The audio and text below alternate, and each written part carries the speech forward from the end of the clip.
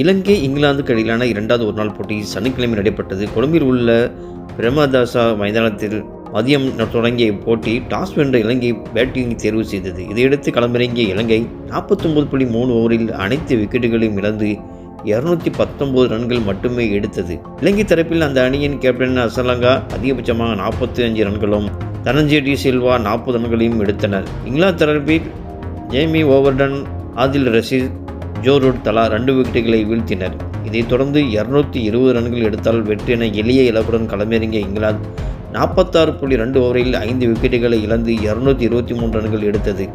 இதன் மூலம் இலங்கையை 5 விக்கெட்டுகள் வித்தியாசத்தில் வீழ்த்திய இங்கிலாந்து அபார வெற்றி பெற்றது. இங்கிலாந்து அணியின் ஜோ ரூட் அதிகபட்சமாக 75 ரன்களை எடுத்தார். ஹரி புரூக் 42 ரன்களையும் சேர்த்தனர். இலங்கை தரப்பில் அதிகபட்சமாக டி சில்வா, ஜெய்ரி வெட்சனை தலா 2 விக்கெட்டுகளை வீழ்த்தினர். இரண்டாவது ஒருநாள் போட்டியில் இங்கிலாந்து வெற்றி பெற்றதன் மூலம் 3 போட்டிகள் கொண்ட ஒருநாள் தொடர் 1-1 என்ற புள்ளி கணக்கில் சமநிலையில் உள்ளது. இரு அணிகளுக்கும் இடையிலான 3வது மற்றும் கடைசி ஒருநாள் போட்டி வரும் செவ்வாய்க்கிழமை கொழும்பில் நடைபெறுகிறது என்பது குறிப்பிடத்தக்கது.